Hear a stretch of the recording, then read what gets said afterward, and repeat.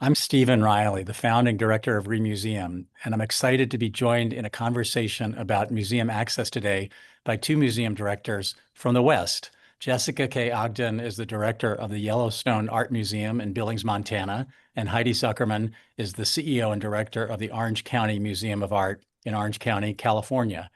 And these two directors represent the only two museums, major American art museums that I can think of that in the last couple of years has shifted from charging to admission to free general admission every day for every visitor. And so we have a lot to learn from these examples.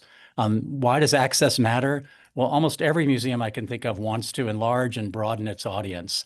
At the same time, museums don't generally attract much revenue from general admission fees. But at the same time, almost every American art museum is figuring out how to pay its bills at a time where our ambitions and our goals and our costs have exceeded our revenue. So how can you make all these accomplishments happen while enlarging our audience? Well, that's a question we're here to ask today.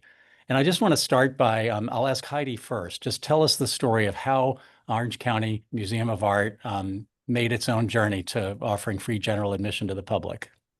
Thanks so much, Stephen. I'm grateful to be here today and to have this conversation. And I'll just share with you that access to art is basically my driving value within institutions. And since I was a curator at the Berkeley Art Museum, I've always wanted museums to be free.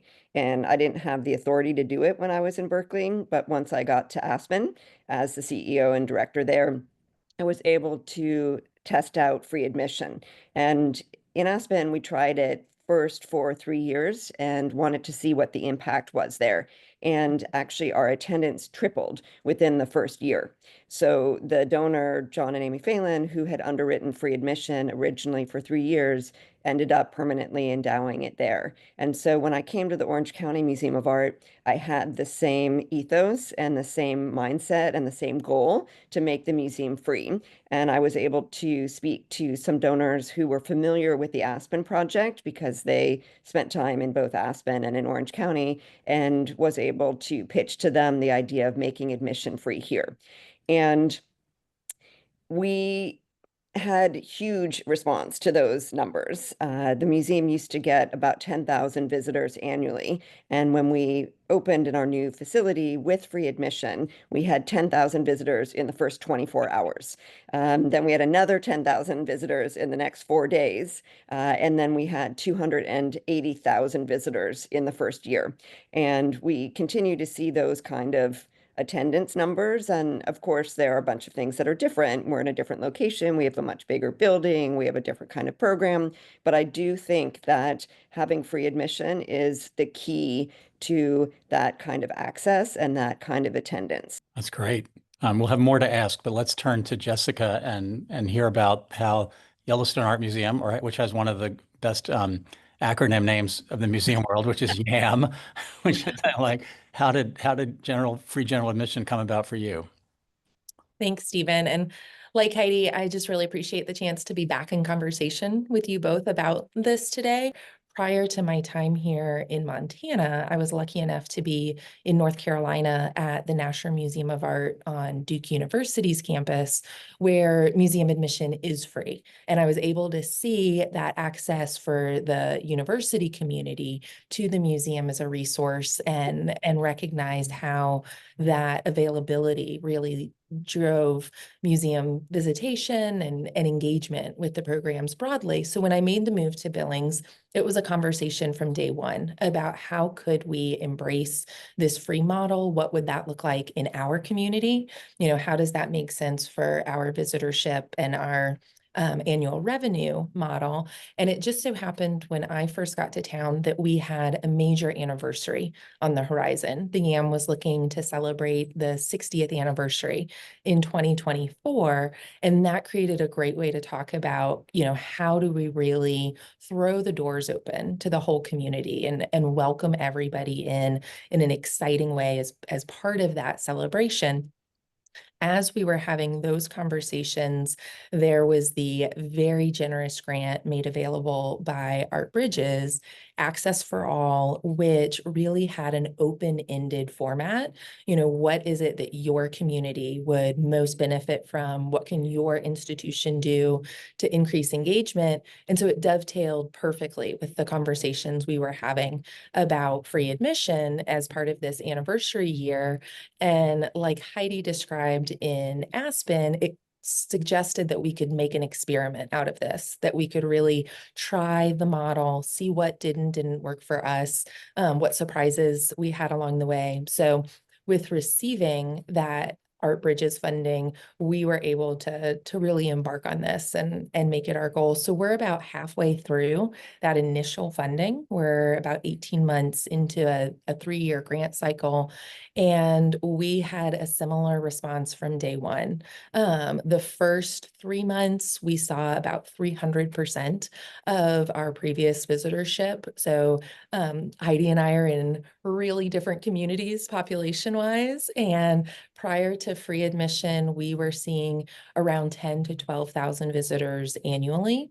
And after admission, we have more than doubled those numbers and are seeing 25,000, 26,000. But really that initial response right out of the gate was so indicative of the enthusiasm people had for being able to come in and check out the museum.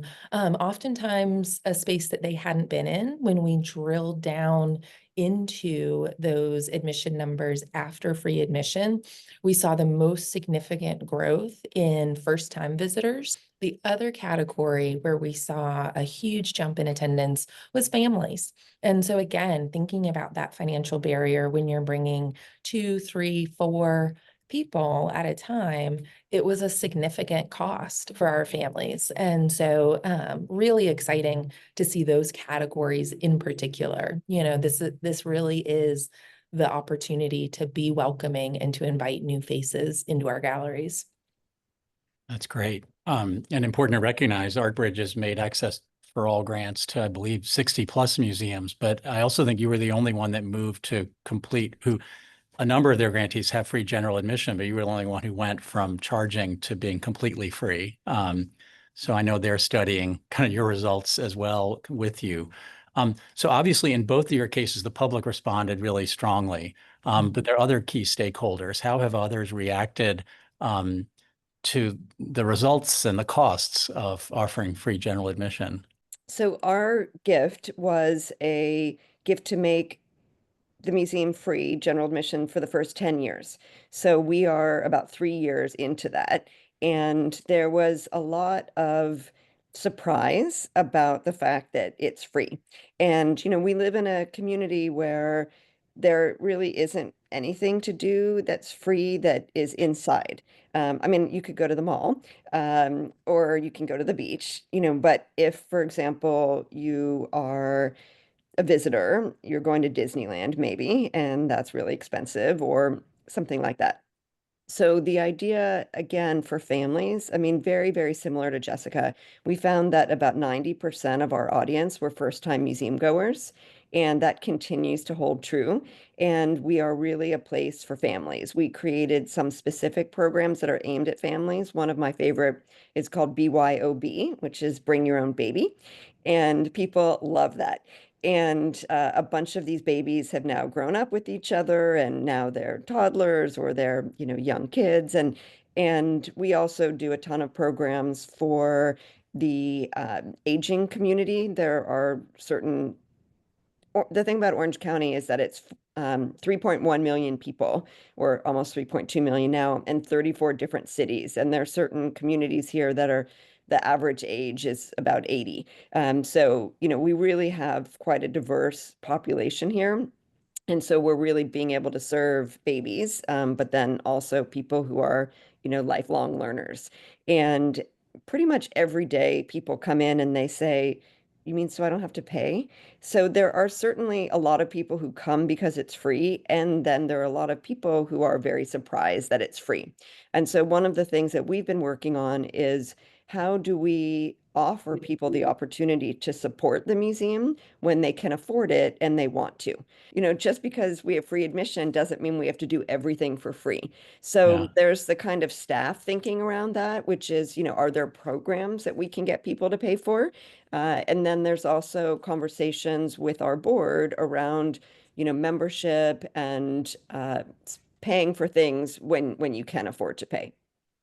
Our experience has been similar to Heidi's in a lot of ways, that when we look at our admissions, it's still really clustered around our programming. So people are coming to the museum for those opportunities for social engagement, for the lifelong learning, for the chance to, hear other artists in conversation with the works in the galleries, all of those social and educational components, even with the free admission, that's really when people are driven to be in the building and in our space. And so, how can we use some of those opportunities, whether it's the individual visitors paying to participate or sponsorships around those programs that can offset some of the budgeting that we need to do with not having the admission charge. The biggest hit we have taken has been in memberships. Mm. Prior to admission being free, the museum's messaging around memberships was really about free admission. It was, with a membership, you and 4 friends, or, access to special events and exhibitions that were traveling, and all of those wonderful incentives around membership have become in some ways more complicated, but in other ways just different. It's really required our team to think about what are the membership benefits that are going to still have folks supporting memberships, and especially at a high level, when the admission isn't a significant component of that. It's allowed us to be creative in some other ways too. I think one of the, there are costs to being free, right? We got to be clear that the benefits are great. And, Remuseum has done some research, I know in Heidi's case, showing that the reduction of the cost per visitor, because if you think about a museum as a nonprofit entity that's trying to efficiently, a donor would want it to efficiently serve the public with a very high quality way. You all are delivering cost per visitor at almost the lowest in the country at single dollars, a couple of dollars per visit, whereas the national median is $83. So a really, and so one of the ways I think about it is what a compelling case to a donor. Because if you were a food bank or a park and you could say, I've actually improved the national average, I've cut $80 off of the cost per serving, providing a high quality experience to a member of the public, you would think you would be showered in those sectors with money. But sometimes these issues, it's not simple. I should always say, like, this is not an easy decision or an easy thing to carry out, but there's also sometimes a critique of it, right? Are we leaving money on the table? Are we giving something? Does that mean there's less perception of value? What have the conversations been around kind of the other way of looking at free admission? Yeah, so, I'll say it's interesting because we are busy every day. And we're busy like all day, every day. And our numbers are super consistent.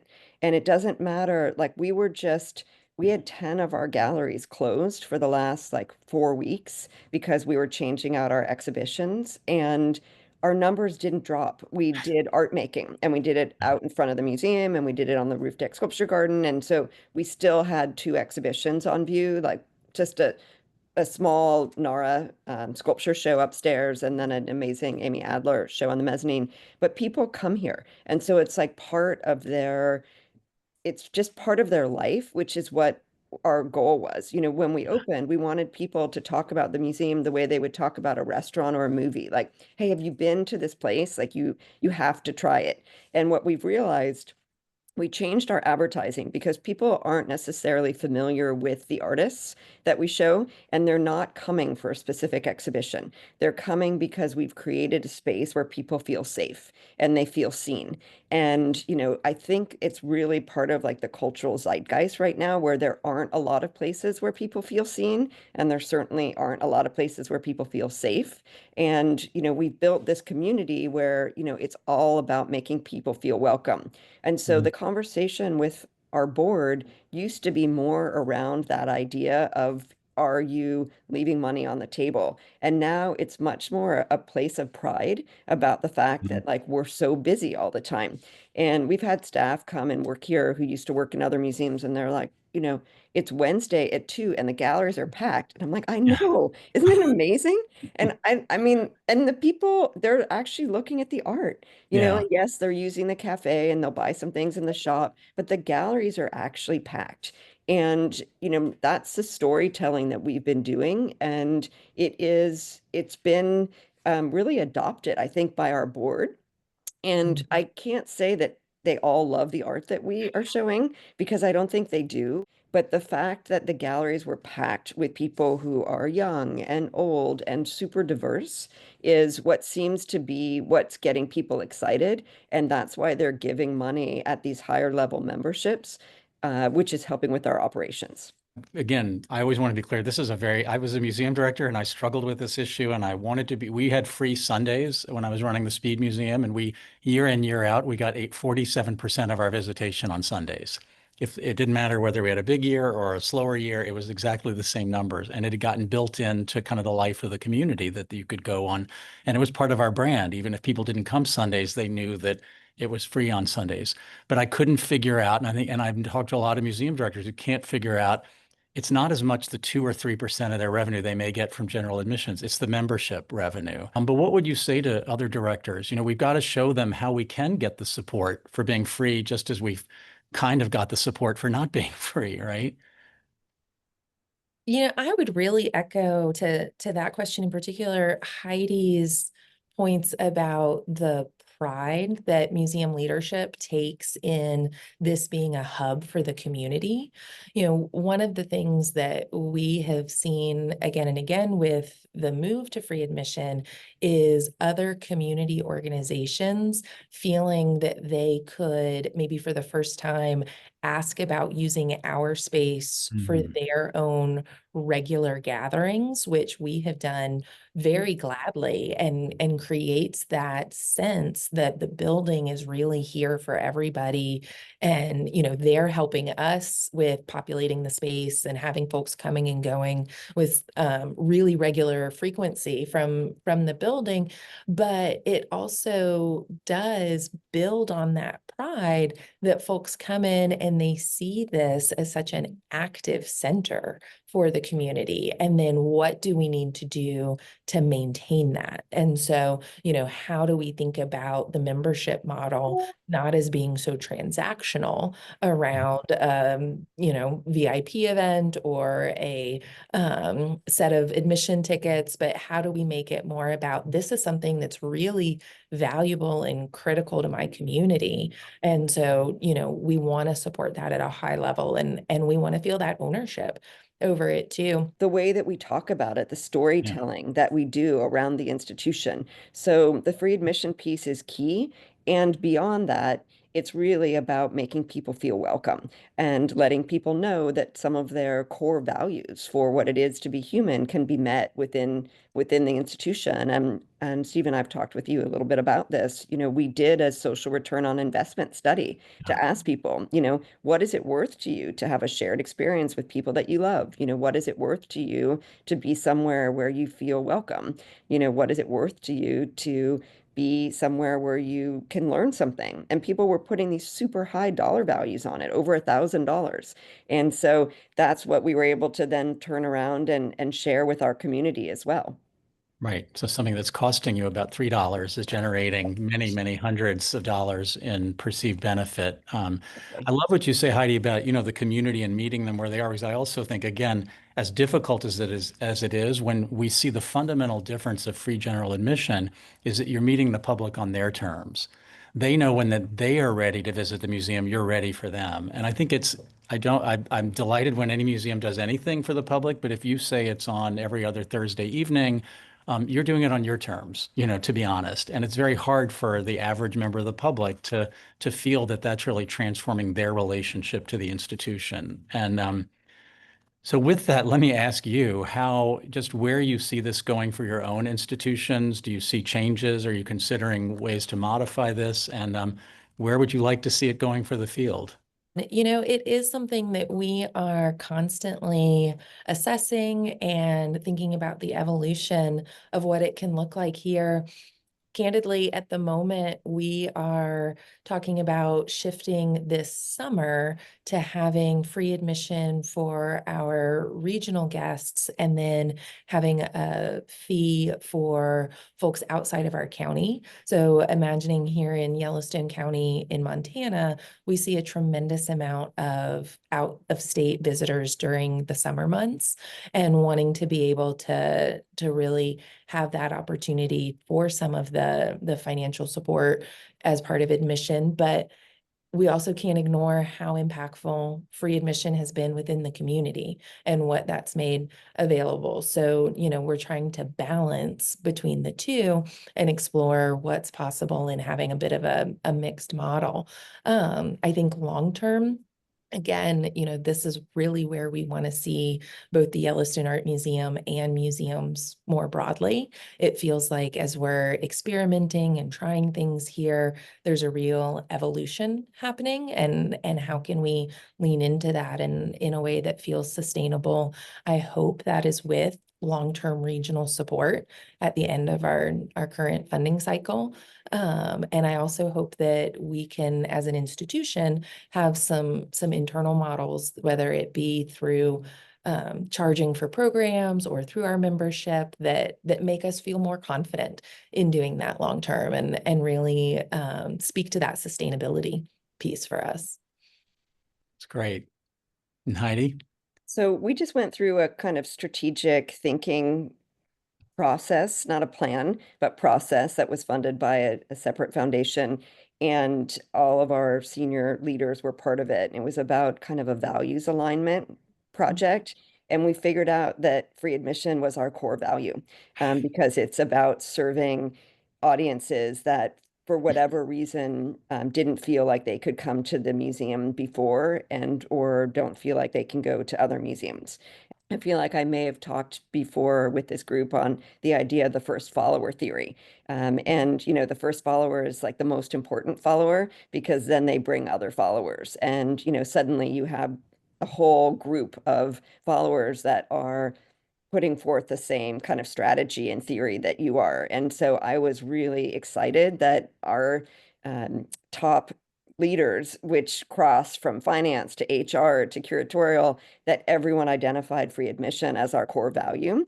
And to be able to have that be permanently sustainable for us. I hope museums all across the country will be free. And I also, in the same breath, hope that anyone who can pay and who can support the institution continues to do so, and either through membership or honestly through general operating support, because that's what museums need most. So I think museums should be free, and I think museums are part of the good society and that everyone should support them. It's a great vision and wonderful to see you carrying it out. Remuseum itself was funded and inspired by two art patrons, David Booth and Alice Walton, in partnership with Crystal Bridges Museum. And I was asked to help museums break out of their legacy systems and innovate. And I realized you can't, one, you can't make them do anything, but also it's already happening.